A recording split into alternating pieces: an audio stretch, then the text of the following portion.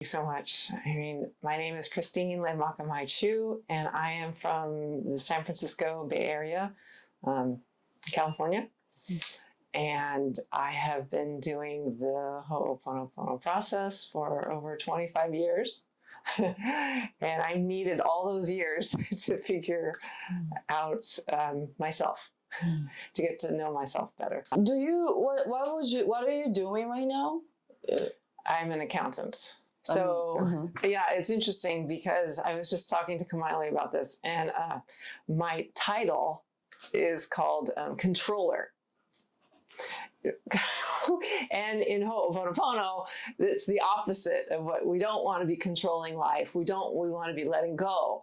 And so it's just so funny that my role is the controller for the finances. And so what I do is I give up my control and allow divine inspiration to come through. So that it's a constant reminder for me to give the control over to God, or to that divine part of myself that knows better how to flow through work. And I have a degree in business, so I'm a very practical person. So I love this process because I can take these tools and apply it practically throughout my everyday of work. Because you don't hear about meditation and work merging together. You think, oh, if I'm going to meditate, or if I'm going to practice Ho'oponopono, you think, oh, I need to sit on a rock and be still and quiet and in peace. And no, that's what's so beautiful about this, is that you can, in any moment of the day, step back, apply a tool, and then allow inspired work to come through. And so I love that about this. So that's beautiful. That's the part. Like, so, but many people, even me too, like, we need to do what we need to do. Yeah. And like exactly what you explained, like some people like are kind of confused that if we do meditate, if we do Ho'oponopono during the moment, what we need to do, those actual tasks, is stop. But that's not true, right? Would you explain a little bit more about, like, so it's not about you're not going to do anything. It's actually you do your job as accountant. Yeah, so interesting, because you think, oh, if I take this class, I'm going to be free and not have to work. And no, the beautiful thing about this is we apply the process to whatever it is that we're doing. And we allow the process of the cleaning, and we might feel it, we might not feel it. Many times I don't feel anything except frustration and irritation, which you think, well, if you've been doing the process for 25 years, what's your problem? And it's like, no, everyday life gets me upset, and I don't know, I react. I am human. We are all human. And so, but what we're here to do is learn about ourselves and to let go of those aspects so that's what we're here to work on, right? We're not here to do the accounting work or do being a mother, or no, we're here to learn about our own selves, get out of our own way and allow those talents to flow. So it's completely opposite of what we've been taught. We're not here to work. We're not here to make money. We're not here to be a parent. We're here to allow love to come through, and then we kind of flow and erase those memories that are causing us and our family havoc in the world around us. So I know that's hard to comprehend. I still can't quite grasp the magnitude of doing a step-by-step cleaning process just by saying, I love you, thank you. If we could see the effects, we would do a lot more cleaning. Dr. Hewlin would always say, and we don't realize the gift that we've been given. And because if we did, we'd be doing it, a lot more. Right? Just in age or family structure, have led you to lose sight of your role and sense of fulfillment? How can you clean or realign yourself in these circumstances? So every day that we apply the process called self-identity through Ho'oponopono, we're changing. We're always changing. Every day is a new day. We can wake up and we can apply a tool, and then we're new. Then we start from like a clear slate. And that's where we want to be operating. So every day is a change. And so if we try and hold on to what we think we know as our own selves, which is easy to do, we want to, because we want to feel comfortable, right? We want to think, I know who I am. I am, I'm a parent, I'm a this, I'm a that. And that's not who we are. And so if we can allow inspired thought to come through, then we're just constantly in the flow. It's kind of like a stream. You just want the stream to guide you.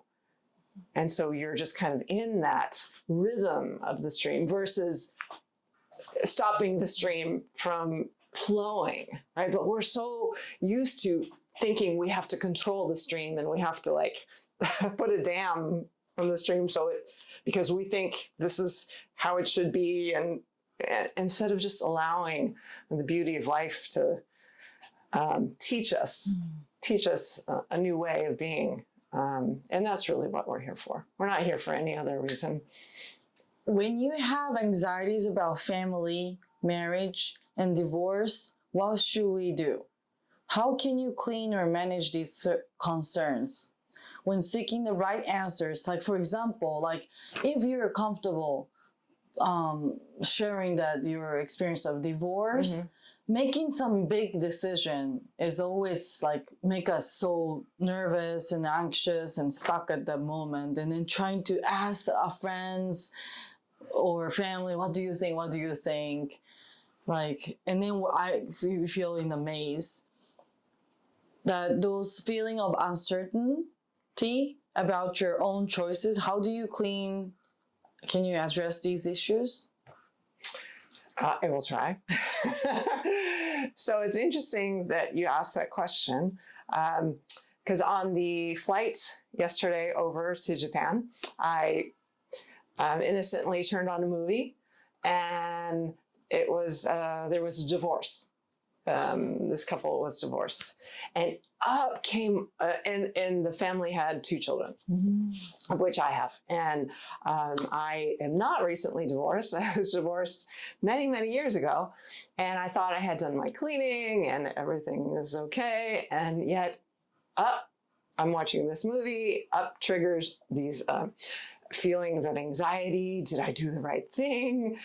Are my children okay? Are they scarred for life? I mean, all this emotion came up, and I thought, wow, I have more to clean with.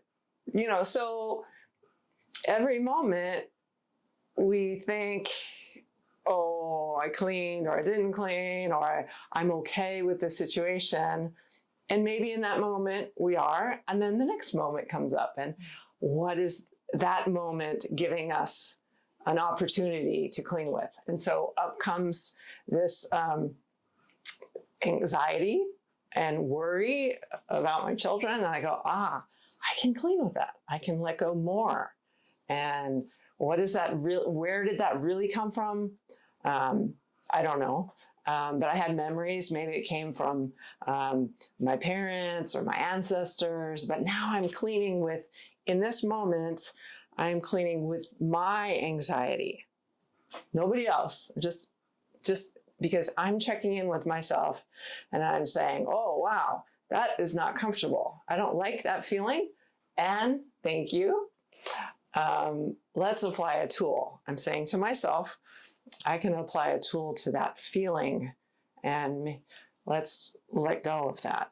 Because I don't want to be passing down, if I don't clean with those thoughts, I could be passing those down to my children, that anxiety. And so it's if I don't get to it, what are the repercussions? Like, well, it just goes downstream. Just the anxiety flows if we don't catch it. So it's a great opportunity, like red flag. Let me clean with another layer of that anxiety. And so, it's just whatever each day comes up. Like, I don't have a plan each day. What am I going to clean with? Anxiety, fear? No. So I check in. How am I feeling in this moment? I have my back hurts. Okay. Let me apply a tool to that in that moment. And many times I then forget that I had that come up. And that's beautiful, right? When it's been erased through the gift of God. It's just kind of dissolved, and then I can go on to the next situation. And so every moment, it's just this process of learning about myself, working with myself, and being responsible for whatever it is that's coming up for me.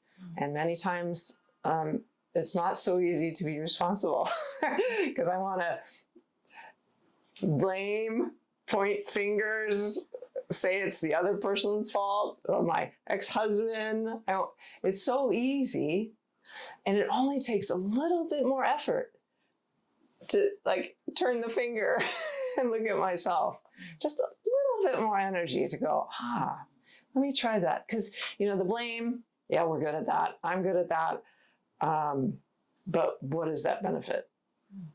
It doesn't really get it. It's just, it's just that circle. It goes around and around and around. So let's stop the circle, clean with what is in me so that I feel better. And then we keep working on ourselves. What you just said, that I feel better. That's so important. But then we often forgot that first we need to feel better. But because I believe that this whole situation, if I want to change this situation or a certain problem, the outside also should be changed. Let's say if to make myself so happy, I achieve certain salaries, I forgot that what I really want to have is a peace of my mind. But then through Ho'oponopono, can we get the peace of mind? That's a good question.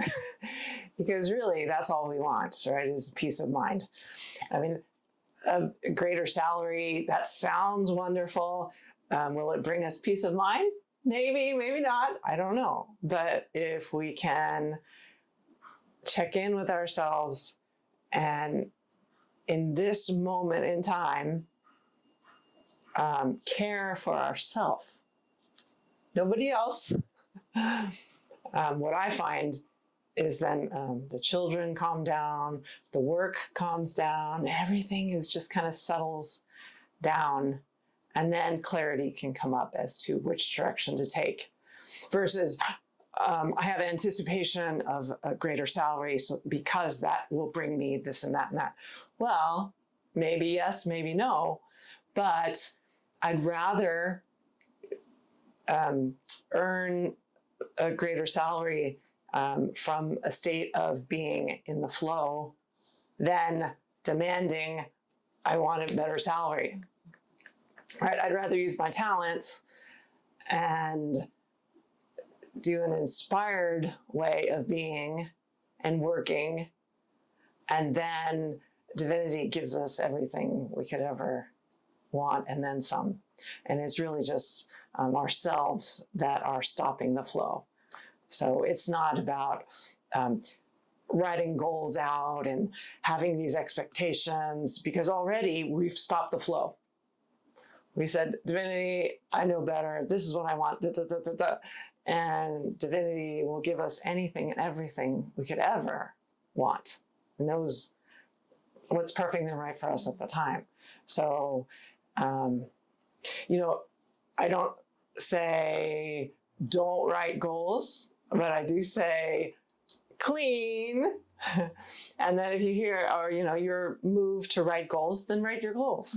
And then you can clean with those goals and then see how you move throughout the day. Did that answer the question? Beautiful. Okay. Thank you. I turned 40 and then recently, and then I all of a sudden realized, this is my memory, that I thought I didn't change at all, but my age changed so that all of a sudden I feel that little pressure that what's a 40 years old woman supposed to do, supposed to be, supposed to react, and supposed to act. What kind of socials I supposed to have as a 40 years old? What kind of fashion should I wear as a 40 years old? Which I never ever thought before. But all of a sudden that big number 40 gets me idea that, okay, where all the time goes. I thought I was a young mom, but now all of a sudden I feel like I'm supposed to be an experienced mom. You know, like all of a sudden I got covered by a lot of image. So and then that's my experience, but like my maybe 50, 60, if the people who listen this, like, you know, if they got captured by the idea of because you're how old, then you feel the not pressure or ideas like as a 50, 40, 60, you're supposed to do this until by the age of 60, you need to have a house, you know, like you need to go some certain trips. I don't know. Yeah. But you know, like if people stuck with the idea, like not just who you are, but because the age, all of a sudden you need to feel urge to do something. What should we do? How can we clean? Or what was the right things to do? How have you managed and clean with these transitions with the age? That's a really good question. As we all age, and what I have found is that the older I get, the less I worry, because I realize all those worries that I had in my 20s and the 30s really didn't matter, and I was so worried about what people thought. And now, you know, a little bit older and wiser, I think that was so much wasted energy and time spent worrying. So a little bit of wisdom comes with age. And then the other part is just, again, that anticipation of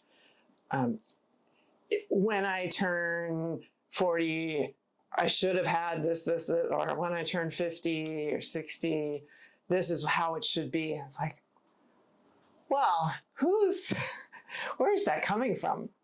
Right? I think we need to give our own selves a break. You know, take that load that we're carrying of called expectation. Just set it aside for a moment. Then we can like breathe and go, let me notice how I'm feeling now.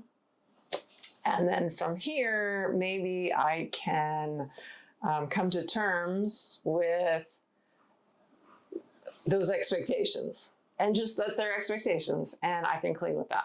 I can let go of those expectations, check back in with myself. How do I feel now? Do I feel any better? Yes? No? Okay, I can clean with that. And it's just really about caring for yourself. And then, I don't know, every day when a new expectation comes up, you go, that's just a red flag. It's our inner being saying, I have this old memory. I don't know where it came from. Could have been from our parents saying this, but it's up. It's up right now. Should I replay it? That's our inner child saying, maybe I should, maybe the mother aspect within us wants me to replay this memory. It's like, no, we can acknowledge that that's up for the cleaning, but we don't have to keep hitting the replay button called I should this and I should that. It's like, okay, I see that it's here and I can hit stop. I can hit delete. And the delete button, called a cleaning tool, allows that memory to go up and be erased by divine inspiration. So the beautiful thing about this process is we don't have to keep reliving these worries and expectations of this and that and the other. I mean, we have so many expectations. This is just one thing, but I mean, it goes on and on and on and on. It's amazing that we, I